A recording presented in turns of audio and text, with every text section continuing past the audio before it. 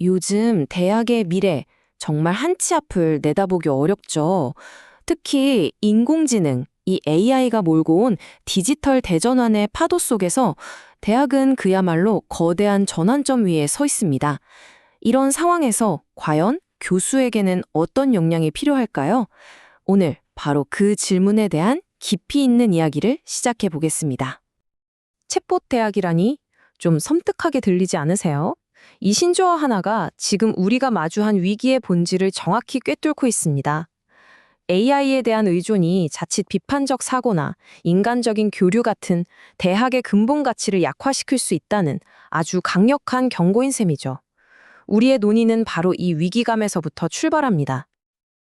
자, 그래서 오늘은 먼저 AI 시대의 대학이 처한 현실을 냉정하게 진단해 보고요. 그 다음으로 교육, 학생 지도, 그리고 연구와 봉사라는 이 세 가지 핵심 축에서 교수의 역량이 어떻게 바뀌어야 하는지 구체적으로 짚어볼 겁니다. 그리고 마지막에는 미래대학을 위한 제언으로 전체 내용을 마무리하겠습니다. 그럼 첫 번째 이야기부터 바로 시작해 볼까요? AI 시대 기로에 선 대학. 과연 AI는 대학의 위기일까요? 아니면 새로운 기회가 될까요? 물론 AI가 위협적인 존재인 건 맞아요. 하지만 미래가 정해진 건 아니죠. 벌써 전 세계의 주요 대학들은 AI 가이드라인을 만들고 수업 방식을 바꾸는 등 아주 발빠르게 움직이고 있습니다. 결국 대학이 AI에 잠식당할지 아니면 이걸 도약의 발판으로 삼을지는 전적으로 우리 교수님들 개개인이 어떻게 대응하느냐에 달려있다고 볼 수 있습니다. 자, 그럼 이제 교수의 가장 핵심적인 역할이죠. 교육 역량이 이 시대에 어떻게 근본적으로 재정의되어야 하는지 그 속을 한번 들여다보겠습니다. 여기서 정말 흥미로운 지점은요, 교수의 디지털 기술이 더 이상 있으면 좋은 것 정도가 아니라 교육의 질과 직접적으로 연결되는 필수 역량이라는 게 데이터로 증명되고 있다는 사실입니다. 준비 없이 AI를 썼다가는 오히려 학습 격차만 더 벌리는 말 그대로 독이 될 수 있다는 거죠. 특히 생성형 AI 시대에는 교수의 역할이 세 단계로 진화해야 합니다. 처음에는 그냥 부정행위 잡는 감시자 역할에 머물렀다면 이제는 왜 정직하게 공부해야 하는지 설득하는 예방자가 되어야 하고요. 궁극적으로는 학생들이 AI를 베낄 생각조차 할 수 없도록 깊이 있는 사고를 유도하는 수업 자체를 설계하는 프로그램 개발자로 나아가야 합니다. 자, 그럼 구체적으로 뭐가 필요할까요? 우선 LMS 같은 학습 관리 시스템 데이터를 분석해서 뒤처지는 학생들을 미리 찾아내야 하고요. AI를 활용해서 학생 재개인에게 맞는 평가와 피드백을 줄 수도 있어야 합니다. 물론 학생들에게 AI를 윤리적으로 쓰는 법을 가르치는 것도 중요하죠.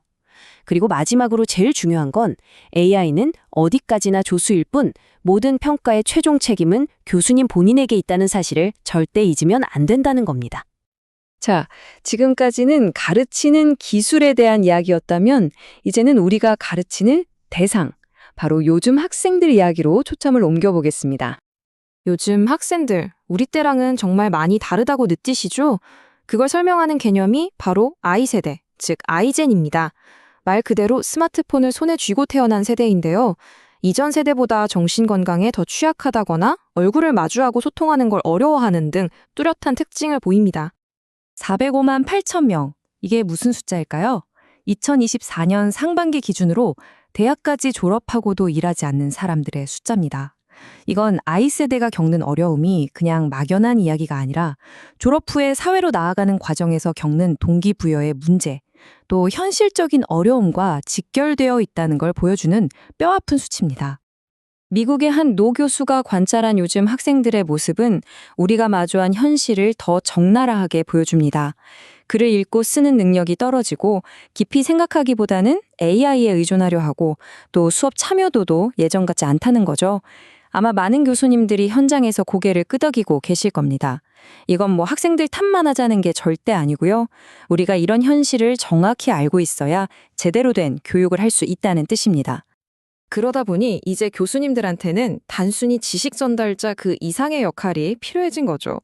학생들의 불안이나 우울 같은 신호를 먼저 알아채고 전문 기관으로 연결해주는 게이트키퍼 역할도 해야 하고요. 진로 설계를 돕는 커리어 코치, 또 다양한 배경을 가진 학생들을 한데 아우르는 리더십까지 요구되고 있습니다. 자, 교육과 학생 지도 이야기를 했으니 이제 교수의 또 다른 중요한 두 축이죠. 연구와 사회봉사 쪽은 어떻게 달라져야 하는지 한번 보겠습니다. 연구와 봉사 영역도 정말 근본적으로 바뀌고 있습니다.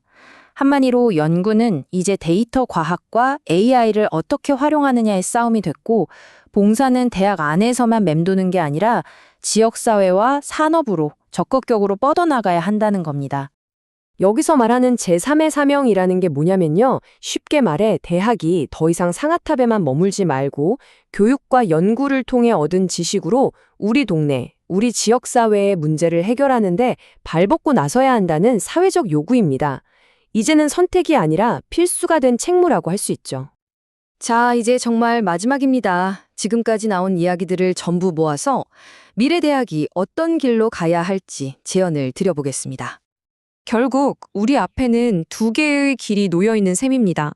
하나는 AI에 잡아먹혀서 비판적 사고가 사라진 챗봇 대학이 되는 길, 다른 하나는 AI를 똑똑한 도구로 삼아서 인간과 기술의 협력을 이끌어내는 창조적 기관으로 거듭나는 길. 여러분은 어느 길로 가야 한다고 생각하십니까? 근데 여기서 정말 중요한 게 있어요.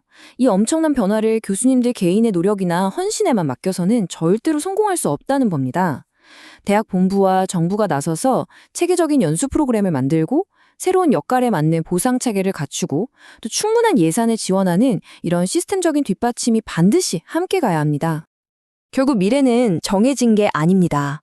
바로 지금 이 거대한 변곡점에서 우리가 어떤 역량을 갖추고 또 어떤 시스템을 만드느냐에 모든 게 달려 있겠죠. 대학의 미래를 만드는 이 중요한 선택의 순간, 여러분은 어떤 역할을 맡으시겠습니까?